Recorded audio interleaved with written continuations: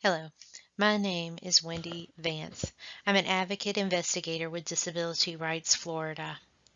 Thank you for joining me today as I present Relationship Violence, teaching youth about healthy relationships.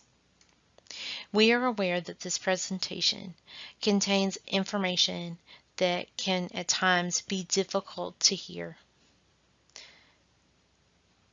If you need a break, please pause the presentation, take a break, and then come back and join us. There's some valuable information within this presentation that may be helpful to you. Disability Rights Florida is the state's protection and advocacy agency. We receive funding and have responsibility and authority under 9 federal grant programs to protect the rights of Floridians with disabilities. As of April 1st, 2021, Disability Rights Florida, in association with several other community partners, applied for a grant from the Department of Justice related to sexual violence against individuals with disabilities. We are currently awaiting the outcome of this grant application and will release additional information about services or activities that may be associated with this grant should we receive the award along with our community partners. Disability Rights Florida is a not-for-profit corporation since 1987, although we have been in existence since 1977. As stated, we are a statewide agency, and we have physical offices in Tallahassee, Tampa, Hollywood, and Gainesville. Satellite offices are available in several other Florida communities. Our mission: Disability Rights Florida advocates, educates, investigates, and litigates to protect and advance the rights, dignity, equal opportunity, self-determination, and choices of all. We will cover several topics during the course of this presentation. We're going to begin with the survivor story. Then, what is relationship violence? Statistics, warning signs, prevention, barriers to seeking help, and lastly, help is available. We're going to begin this presentation with a survivor story. We're beginning there for 2 reasons. 1, to give you a sense of hope that survival and success post-victimization is possible. And 2, understanding that relationship violence extends beyond the context of romantic relationships. Our survivor is Elizabeth. Elizabeth is a sweet young lady who is 17. She does well in school. Well, at least she used to do well in school. About 5 months ago, a new personal care attendant was assigned to her by the home health care agency that her insurance will cover. Elizabeth needs a personal care attendant, or PCA, because she has both physical and intellectual disabilities that require her to need assistance with feeding, toileting, dressing, transferring in and out of her wheelchair, and many other tasks. Elizabeth's mother has to work because she's raising Elizabeth alone since the death of Elizabeth's father a couple of years ago. Her work pays the bills, but unfortunately, it doesn't give her the time that she needs to take care of Elizabeth by herself. Since she can't be at home in the afternoons, the insurance company approved a personal care attendant for Elizabeth. She gets 4 hours a day from the time she gets off the bus until Mom gets home. This had been working for about the past 2 years, but then Elizabeth's PCA got married and moved away. The home health agency found another individual to work with Elizabeth. However, since he started about 5 months ago, Mom has noticed that Elizabeth has started acting differently. Elizabeth stopped using her communication device and really doesn't want to talk to anyone. She spends a lot of time alone. She's been getting reports that Elizabeth is getting upset at school and sometimes violent when her aide tries to take her to the bathroom. She's been having a lot of soiling accidents at home and at school. She's been getting upset when people touch her in any way. She's also been getting sick a lot to her stomach. Her mom was just considering taking her to see a gastroenterologist or GI specialist about the sickness when she walked into Elizabeth's room to dress her for school. She found that Elizabeth's bed was covered in blood. This was not like the blood that Elizabeth has when she's on her period. This was something entirely different. Mom immediately called 911 and Elizabeth was taken to the ER. Mom stood talking to the ER doctor, and he told her that Elizabeth had lost her baby. He suspected that Elizabeth was about 4 months pregnant. Mom was shocked. Baby? What baby? She can't be pregnant. She's never been alone with a man.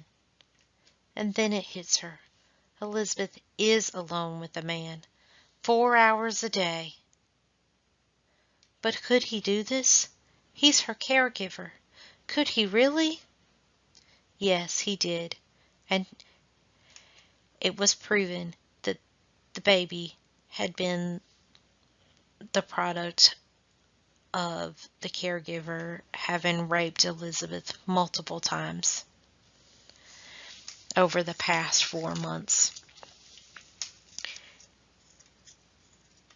After much therapy and time, Elizabeth was able to cope with what happened. She learned to trust and regained her lost skills and was able to get her studies back on track. She graduated high school with honors, and she's now in school studying psychology and expects to graduate in the near future again with honors. She has since entered a healthy adult relationship of her choosing. What is relationship violence? This slide contains a photo of several question marks on a blue background. Relationship violence, aka relationship violence, goes by many names depending on who you're talking to, what agency you're working with, and different factors. So some of the names that you may hear relationship violence referred to as are domestic violence, intimate partner violence or IVP, dating violence, and interpersonal violence. It is not enough just to know the terms that relationship violence goes by. We need to define relationship violence to understand what it is. Relationship violence is defined by the National Domestic Violence Hotline as a pattern of behavior, not just a one-off incident, although that is not necessarily good. Having a abusive incident, that does not then make this relationship violence. Relationship violence is that pattern of behavior. It happens again and again. It's used by one partner against another partner. And it has a purpose. And its purpose is for maintaining power and control over the other. Relationship violence comes in many forms: physical abuse, sexual abuse, verbal abuse, emotional abuse, financial abuse, and disability-specific abuse. Disability-specific abuse. This is a list of common types of things that happen when an abuser is specifically targeting disability in their abuse. Now, this is not an all-inclusive list. There may be other types of things that occur, but these are most common. You might have some other types depending on the disability and that kind of thing, but like I said, these are kind of most common what you see, such as disabling medical equipment or assistive technology. This is like making a wheelchair where it won't run, or breaking a communication device, that kind of thing. Basically, the person making it where the person can't escape or talk to someone else because those devices that they would use to do those functions are no longer available. leaving someone in a soiled state. So, kind of like what it sounds, a person has used the bathroom and the abuser leaves them in that way, and doesn't clean them up, so they're in soiled clothes, that kind of thing. Refusal to allow medical care. The abuser may not allow the person with a disability to seek medical care when they're sick or they're injured, or just on a regular basis, just basically blocking that medical care. Harming a support animal. And this can mean injuring, not feeding, even sadly enough, killing the animal, or, taking them away. And this can be a service animal that actually performs a service, or an emotional support animal. Either one, just, like I said, harming that support animal. Stealing government benefits. Some people who receive benefits have representative payees. That would give people access to uh, financial resources. Sometimes people have other people on their bank account with them who are not necessarily representative payees, but are joint account holders, and then money can be stolen that way. Uh, Sometimes, someone might you might give your debit card to someone and tell them what your number is, and to get a certain amount of money and bring it back. Of course, this is dangerous, even, when you trust someone.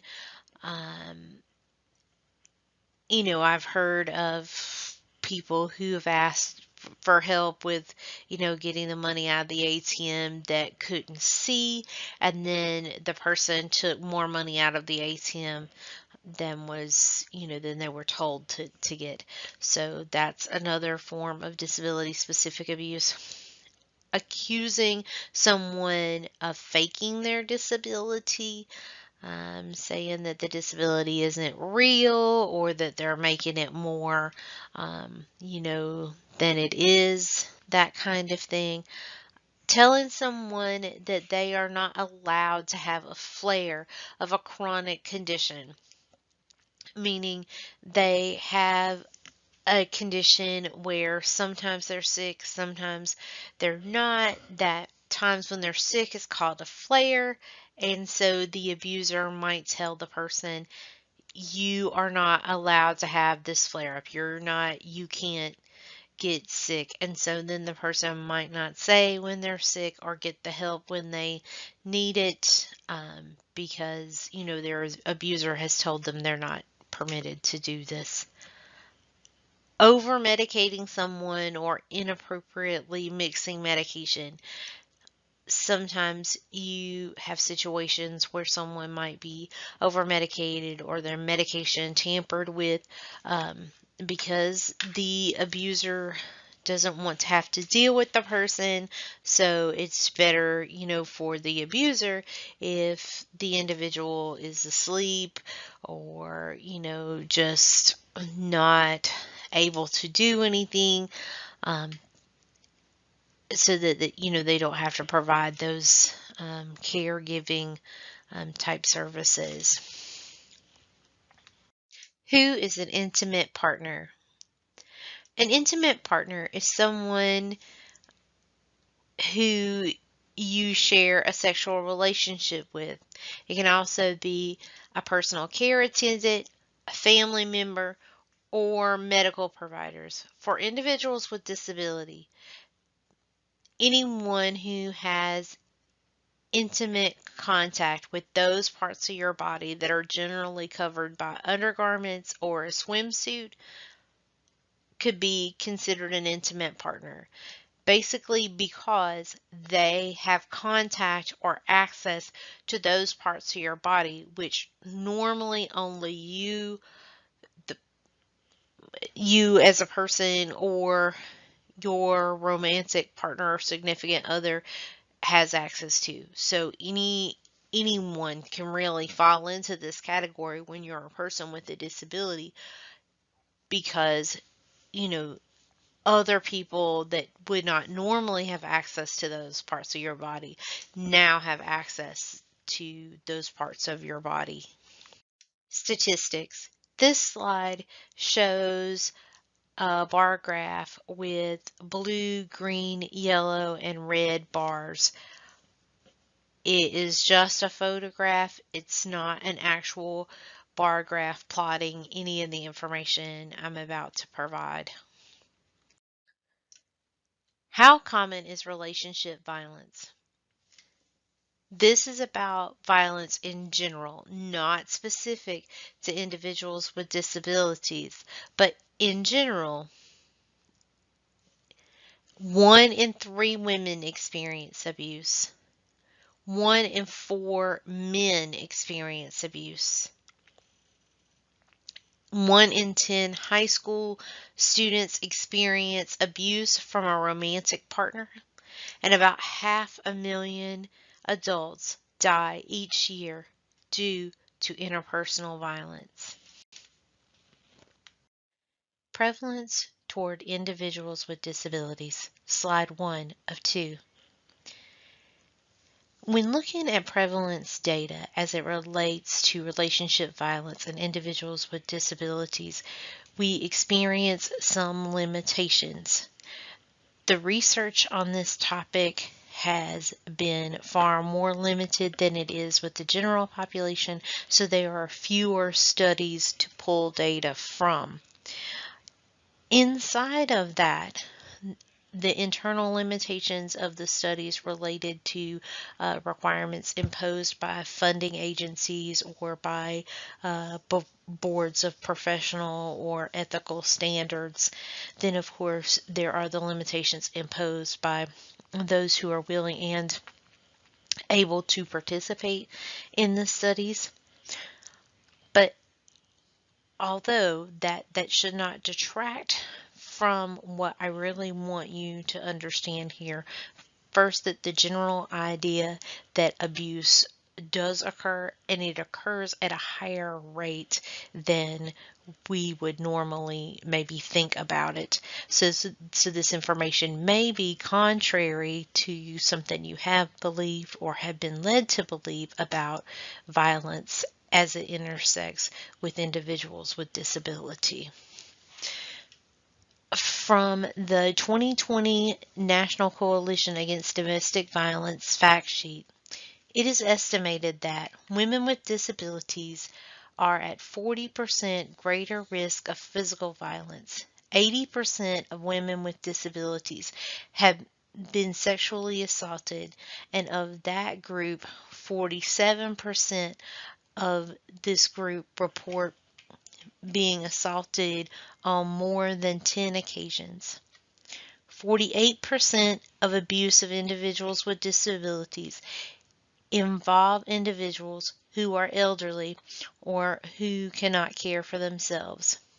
Children with disabilities are twice as likely to be physically abused and almost 2 times as likely to be sexually abused.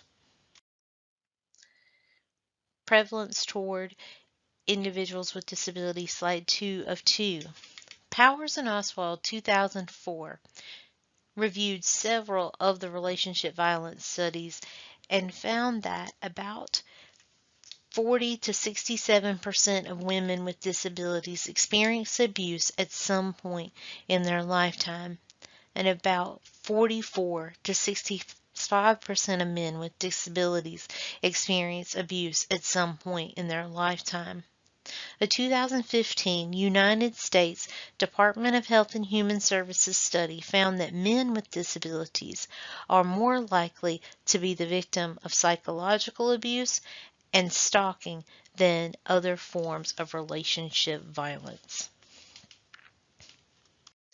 Abuse by personal care assistant. Slide 1 of 2. Before we discuss the numbers in regard to categories of abuse that occur, please note that this is not a commentary on all personal care assistants We are in no way saying that all personal care assistants are going to abuse you or your loved one.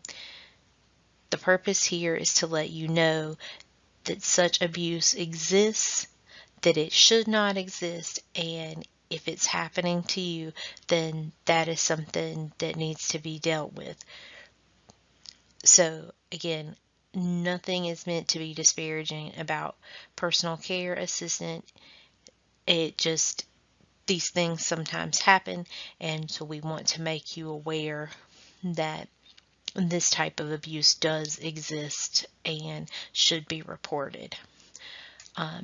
So, having said that, I just want to give you a few stats about how often things happen and kind of what things happen. Among women who report personal care assistant abuse, 49% report time theft, meaning the personal care assistant arrives late or leaves early. 41% report verbal abuse, 36% having their money stolen, 14% having equipment immobilized or broken, 14% medication tampering, 14% physical abuse, and 6% sexual abuse. Abuse by personal care assistant 2 of 2.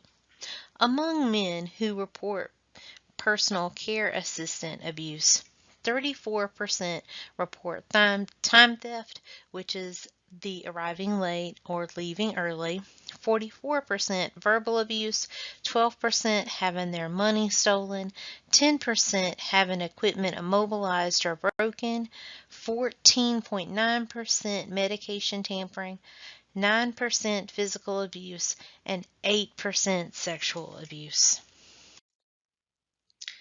So, what do we need to then look for if it is you being abused or if it's your loved one being abused? What are the signs? What things do we need to look for?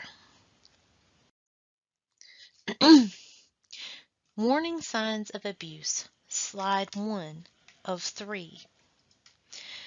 So, when you're looking at abuse, you probably think about things like seeing bruises or having broken bones, and those are all, yes, signs that abuse may be occurring, but there are other signs and things that you can look out for that maybe you wouldn't normally think of, or may not be as obvious as, say, the black eye or the broken bone.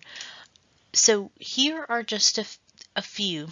In general, per the National Domestic Violence Hotline website, some things that might be warning signs are discouraging you or your loved one from visiting with family and friends, telling you that you can never do anything right, showing extreme jealousy of your friends and time spent away from the abuser, demeaning, insulting, or shaming you, preventing you from making your own decisions, controlling household finances, pressuring you regarding sex, pressuring you to use drugs and or alcohol.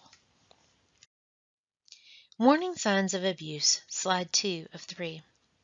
These are some additional general warning signs. Intimidating you with looks or threats, insulting you as a parent, intimidating you with weapons, destroying your home or belongings. There may also be some additional warning signs inherent in the abuser, and some of the things that have been reported in studies that have been found is people who are overly jealous. They may seem manipulative. You may have heard stories about them abusing past partners. If they abuse animals, sometimes this can be a sign. And many of the studies have found that the victims reported that their abuser moved in with them very quickly. So they weren't in relationship very long, and the abuser moved into their home very quickly. Warning signs of abuse, slide 3 of 3. This slide is specific to disability because in addition to the general warning signs that you may get, which are common regardless of disability, there may be also some very disability specific warning signs that you could see that are occurring. And you may recognize some of these from the story that I told you earlier in the presentation, and you can see, the warning signs that Elizabeth's mom may have seen. So as far as disability specific, sudden inability to perform daily living tasks that impact health, safety, and well-being, sudden fear of a person or place, regression to childlike behaviors, sudden unusual interest or knowledge of sexual matters, malnourishment, poor skin condition, or bed sores. Now, we know what the warning signs are, so we know that once you have warning signs, abuse is already occurring. So what can we do in regard to prevention? How do we stop it from happening before it even starts? How can abuse be prevented? Slide 1 of 2. Prevention strategies proposed in the 2004 Powers and Oswald study include such things as educating individuals with disabilities, how to identify abuse, and how to get help. By coming to this presentation today and spending some time with us as we explore this topic, you are helping yourself to prevent abuse. You can take this information and share with others and continue the cycle of preventing abuse. Educating individuals with disabilities that they have the right to be safe in all relationships and that abuse is not the fault of the victim. No matter what anyone says, you have the right to be safe.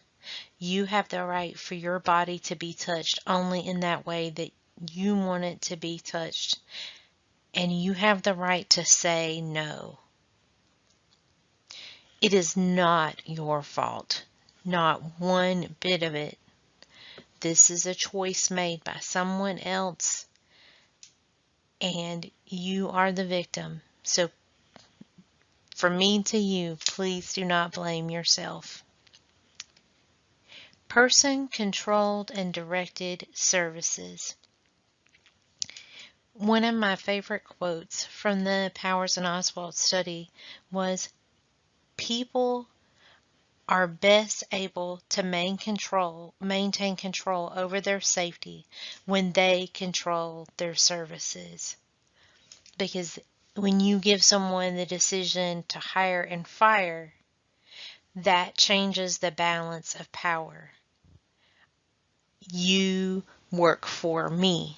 I hire you. I decide if I want to fire you. It changes the balance of power. At this point, we have an imbalance of power where those people that are hired work for another agency. They don't work for you directly, don't necessarily report to you directly. So you're kind of subject to that system. Whereas if we give the person with the disability the power to choose who they want and have that hire and fire power, like I said, it changes that power dynamic. So having that person-controlled and directed service. Enhance community service centers and police departments with the tools needed to help and support victims with disabilities. Revamp personal assistance salaries and benefit schedules to attract more quality and experienced candidates. Encourage individuals with disabilities to have multiple personal assistant providers. How can abuse be prevented? Slide 2 of 2. Prevention strategies proposed in the Powers and Oswald study continued. Make backup personal assistant providers available to all individuals who receive these services. Create coalitions of service providers such as independent living center, consumer groups, self-advocacy organizations, victim services, etc., to complete training, support, and assistance activities. Provide a 24-hour crisis line staffed with individuals who are experienced in helping people with disabilities, and provide emergency services such as specialized transportation and interpreter services. Barriers to seeking help. Oftentimes we may ask the question, why does this individual stay in the relationship? Why don't they seek help? Why don't they get out? That's a complex question, some of it involving personal issues, or sometimes there are systemic barriers. Some of those barriers increase when you add disability as a cross-section with abuse.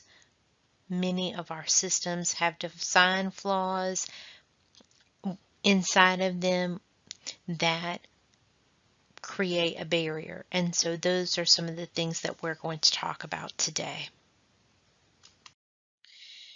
What prevents accurate abuse reporting?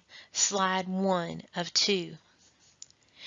If you will recall from earlier in the presentation, we discussed that there are limitations in the studies that are available related to prevalence data for individuals with disabilities and relationship violence.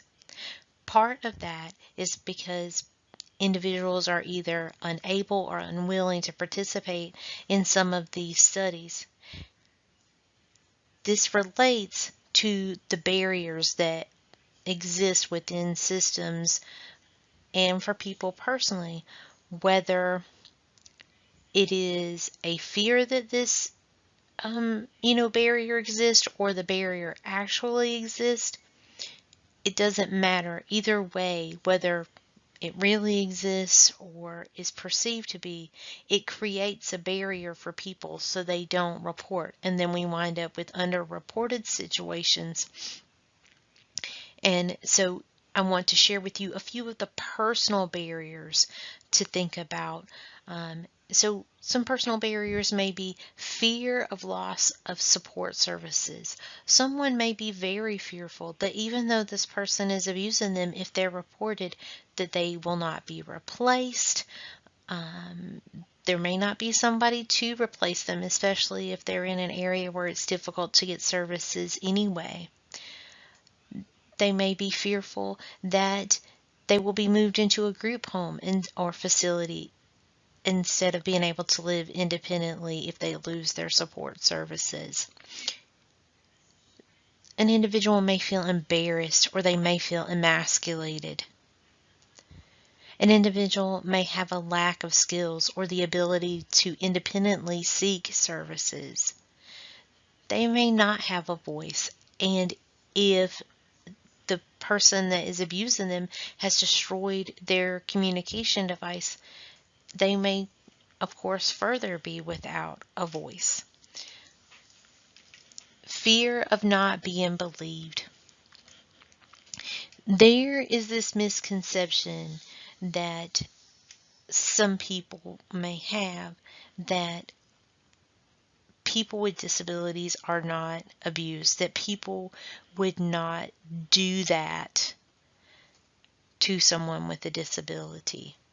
And so because that is a thought that's out there, sometimes it can affect people and make them feel that they won't be believed. In some cases, some individuals with disabilities have reported in the studies that they felt like nobody was going to say that they were sexually assaulted because they feel like people see them as asexual beings, meaning that they have no sexual attraction either for people or in themselves. And so their fear was that they would not be believed because people just didn't believe that anyone would want to sexually assault them. So, just opinions that are out there impact people with disabilities in their feeling as to whether or not they're going to be believed. And then that manifests itself into people just not reporting it. Fear of losing their children.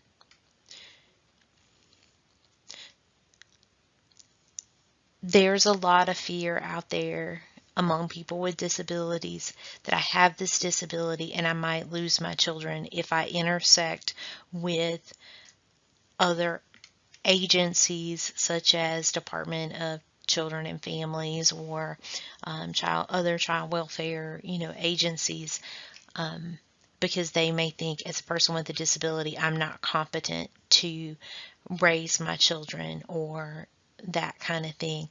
So because that fear is already there, and then now you add abuse onto it, and the abuser may have told this person that they are not a good parent or, criticize their parenting skills, there'll be a lot of layers in that. So that's also a fear. Fear of losing a pet or support animal.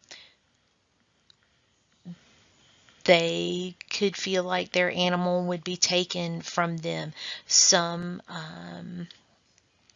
agencies that issue different service animals have clauses in their contract that you as the user don't retain ownership of this animal that they do, and they can pull it if they feel like this animal's safety is at jeopardy. So if you can't keep yourself safe, then it may be thought, hey, you can't keep this animal safe. So they may be afraid that they would lose their animal because of these, clauses that exist. So these are all things to think about when you are trying to think about your loved one, and what they may be going through so that you could help them. And also, if you're the person with the disability, you may be feeling these feelings as well. What prevents accurate abuse reporting? Slide 2 of 2.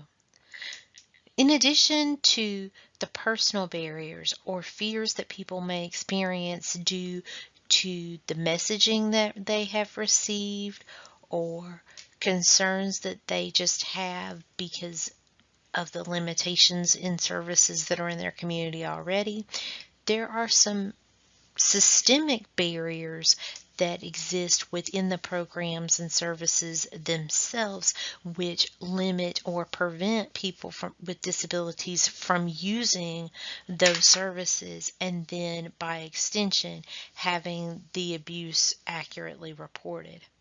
Some of these systemic barriers include such things as lack of accessible services, having services that are physically accommodating to someone or that can be reached via public transportation that many people with disabilities depend on. There's a lack of that. Lack of accessible information or education. Having those materials that are available to the general public available in other formats such as braille, on tape, sign language. A lack of appropriately trained staff and or availability of medical equipment or accommodations inside of facilities and programs. Lack of regular abuse screening for people with disabilities. As we discussed earlier, there is this concept within society that people with disabilities would not be abused. It's just something you don't do. And some of the studies that were reviewed for this presentation found that there was dismissal from medical providers related to abuse or the consideration of screening someone for abuse. Disability service agency staff not taking abuse reports seriously also plays into this. Agencies not proactively offering help for abuse victims. Shortage of qualified, dependable personal care assistance. Despite the barriers that exist, either through societal messaging or systemic barriers, help is available.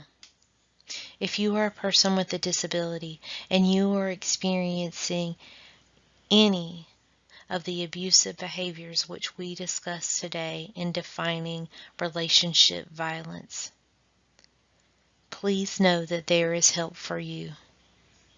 If someone is hurting you physically, if they are touching your body in a way that you do not want them touching you, if they are harming you or forcing you to do things that you don't want to do sexually, or taking substances into your body, or tampering with your medication, if you're being kept from your family and friends, if your equipment is being disabled, these are not signs of a healthy relationship.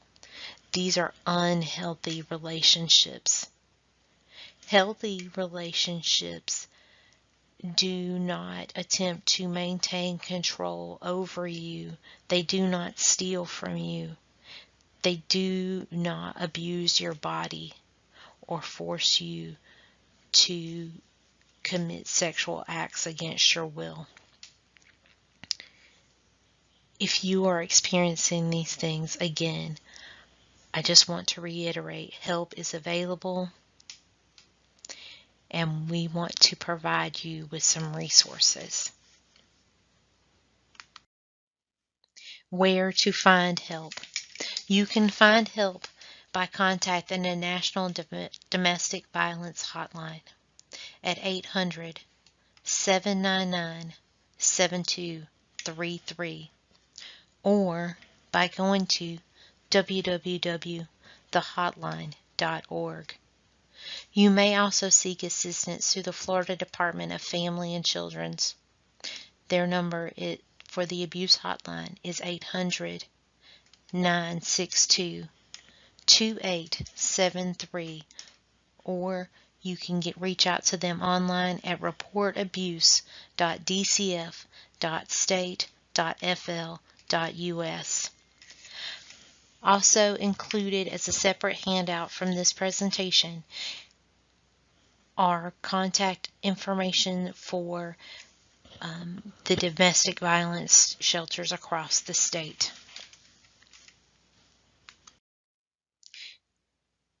The next two slides are references. They include references to the studies that I have talked about today and to the National Domestic Violence Hotline,